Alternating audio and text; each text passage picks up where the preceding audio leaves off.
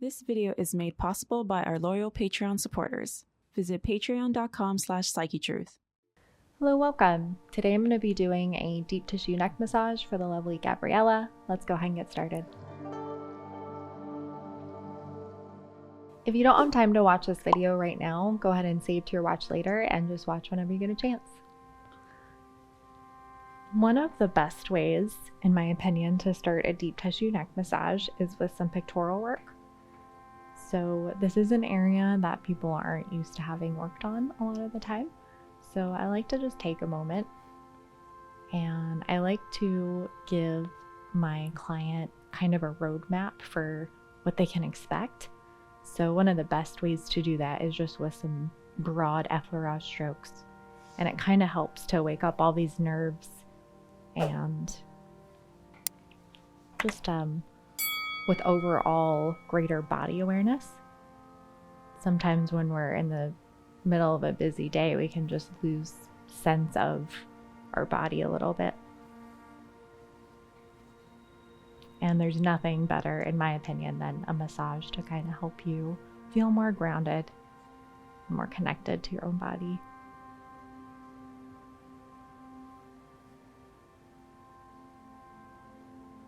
And I'm just going to start slowing it way down,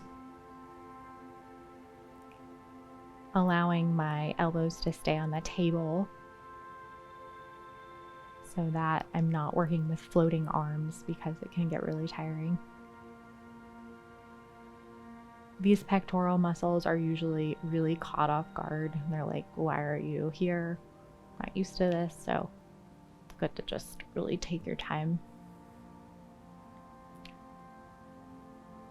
It might seem kind of weird that I would start a deep tissue neck massage with something like this, but it's kind of perfect just because these muscles can really take the brunt when the upper traps get tight, which makes the neck tight.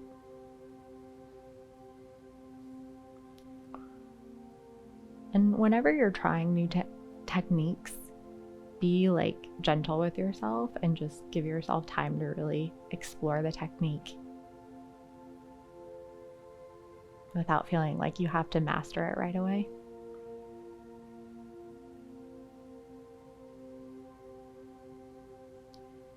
And just the more mindful that you are as you work, the faster you're going to pick up on higher areas of tension. Obviously, if you're thinking about something else, you're not going to be as in tune to what's going on.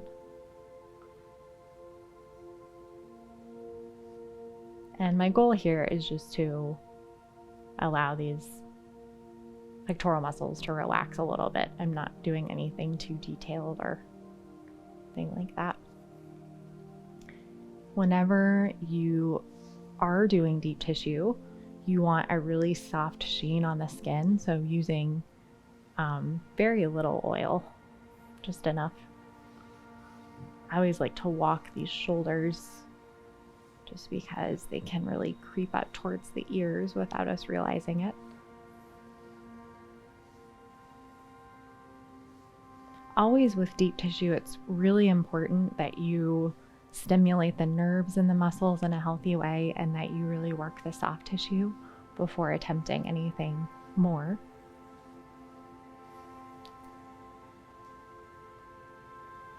And really important to pay attention to just body language as you start to move a little bit deeper. If the shoulders start to round or there's, wincing in the mouth or the forehead, you might be going too deep.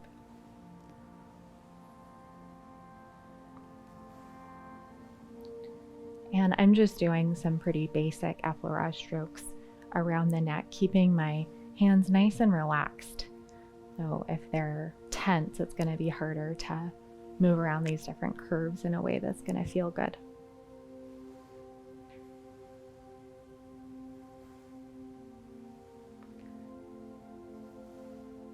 Of all the, more elaborate techniques, my clients like this simple effleurage stroke. I think every one of the people I've worked on that I've done this for just love it. It feels so good.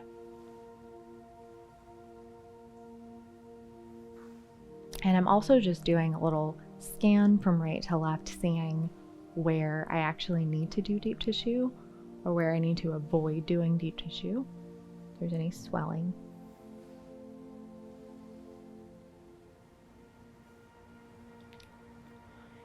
And I'm going to do some compressive circles around this occipital ridge. And just as much as possible, keeping Gabriella's head nice and supported with the heel of my hand.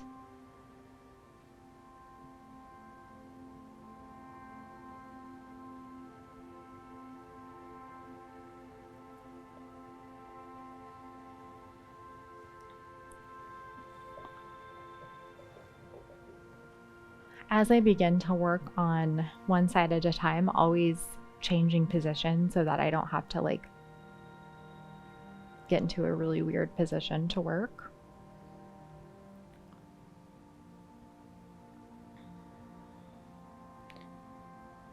Like all these things may seem, you know, really obvious, but like keeping your core in the direction that you're working is really helpful.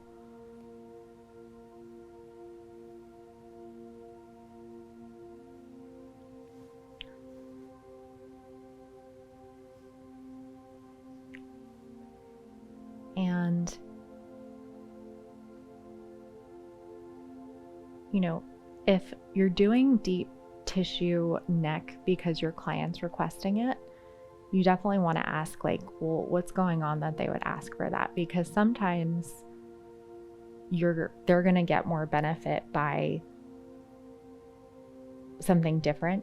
Like a lot of the time, tension in the neck is just a result of the upper back being really tight. I find that's the case a lot of the time. So it's okay to offer suggestions even if your client comes in with a pretty set idea of what they want. But always give them what they want because it's their massage.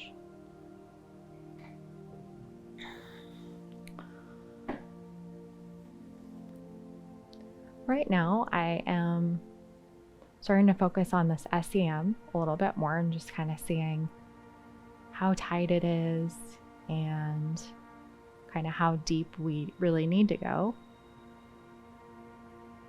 Deep tissue doesn't mean that you just start jamming your finger in. It just means that you're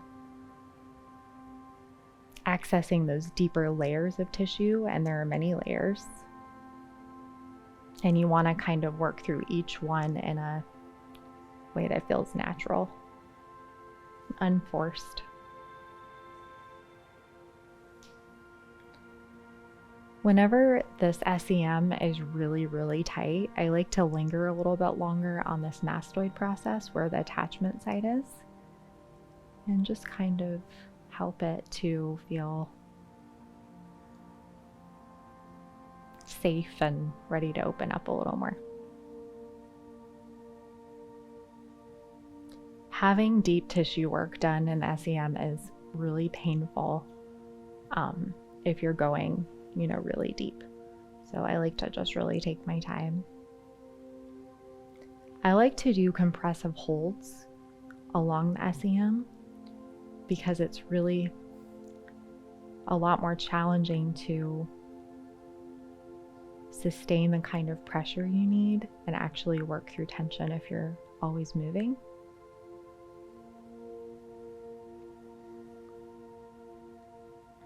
But on a scale of 1 to 10, I'm using about a 5 to start, and I'll maybe go up to like a 7. There's a little bit of swelling in here. I don't want to do anything too intense, but I want her to feel satisfied with the deep tissue.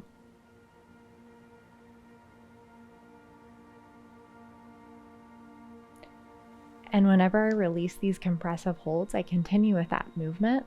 Sometimes if you just, hold and release, it feels a little pokey.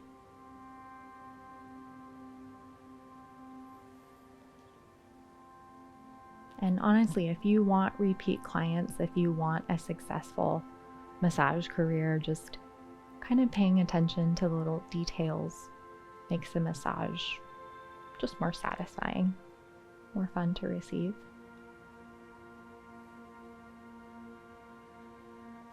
But you also don't have to drive yourself crazy with getting too detail oriented. There's a good chance if the SEM is really tight that the scalene muscles are really tight. So if I'm struggling to work through that tension in the SEM, I don't usually attempt the scalenes. Kind of save that for later. But if everything feels like it's moving in the right direction, I'll kind of start working my way into these scalene muscles a little more. But using the whole, my whole thumb, not just my finger pad. So working with a broader surface area, being careful not to irritate these nerves at the base of the scalenes.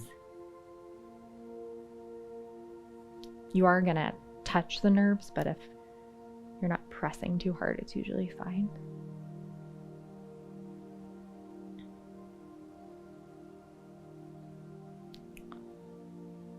Just flushing some of this tension out, continuing with a broader surface area. You can also do this with your hand if that feels more natural. You have a little bit more control in some ways.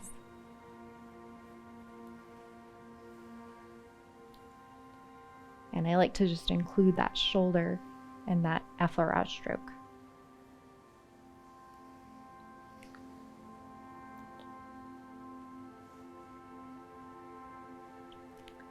I do like to do a couple passes around this occipital ridge when I work. Usually do one pass in the beginning and one pass towards the end. Kind of see how things have moved.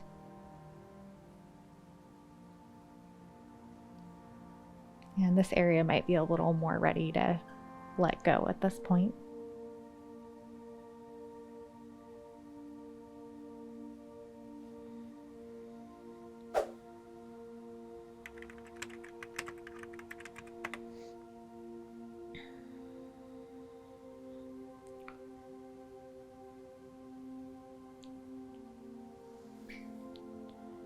And there's nothing wrong with hitting the SEM again if you feel like it's necessary. But I think I'm gonna go ahead and wrap up this side. And I'm gonna end with just some upward strokes along that upper trap. I can't really get in there in a way that's gonna be that deep, but this is still really beneficial. So if I were to see Gabriella, if we were to plan out a couple more massages, I would definitely do a lot of upper trap work in our next massage.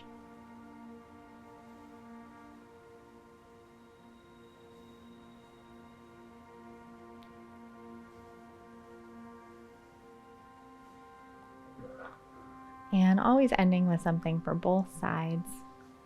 Just walking those shoulders out one last time.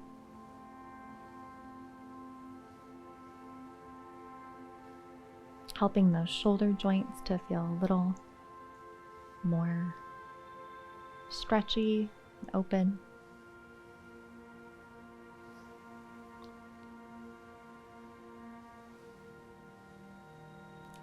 And I usually end all my neck massages with just a little stretch, a little lengthening.